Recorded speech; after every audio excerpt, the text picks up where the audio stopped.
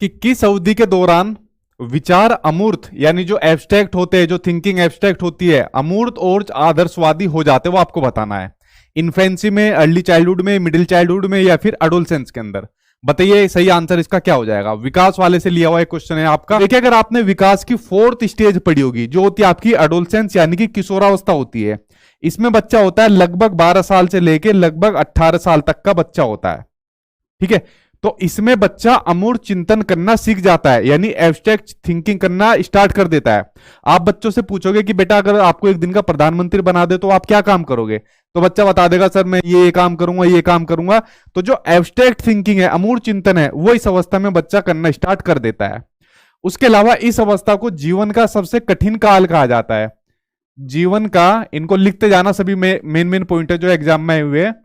जीवन का सबसे जो कठिन काल है वो एडोलसेंस को कहा जाता है, किशोरावस्था को कहा जाता है। और ये किस मनोवैज्ञानिक ने कहा था, ये कहा था भाई आपके किलपैट्रिक साहब ने। ये कहा था किलपैट्रिक साहब ने, जीवन का सबसे कठिन काल कहा था।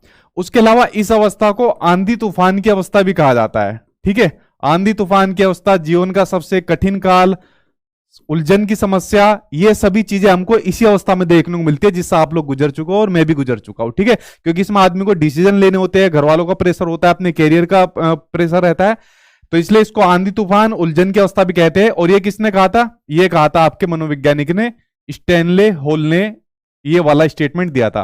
ये बड़े महत्वपूर्ण स्टेटमेंट है, आपके कई टीचिंग एग्जाम में पूछे जा चुके हैं।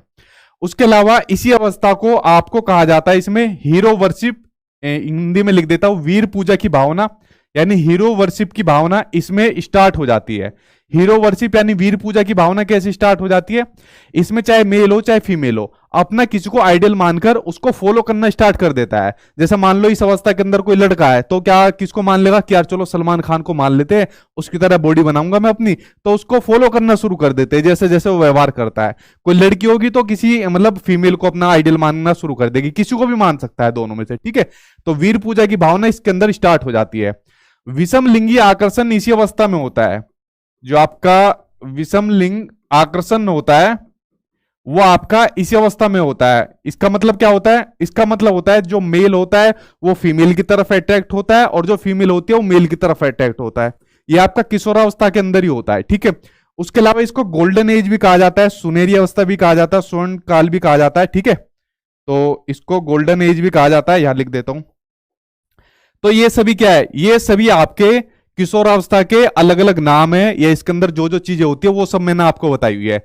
सभी बड़ी महत्वपूर्ण चीजें है जो मैंने आपको बताई हुई है, और ये वो पॉइंट है जो आपके डिफरेंट एग्जाम में पूछे गए हैं। ठीक, आई होप आपको ये समझ में आ गया होगा। जब एक बार एग्जाम का नोटिफिकेशन आएगा तो सभी चीजें आपको मैं डिटेल में करा दूंगा और वहां से शायद कोई आपका पॉइंट नहीं बच पाएगा। ठीक, तो एडोलसेंस के बारे में आप लोग समझ गए होंगे।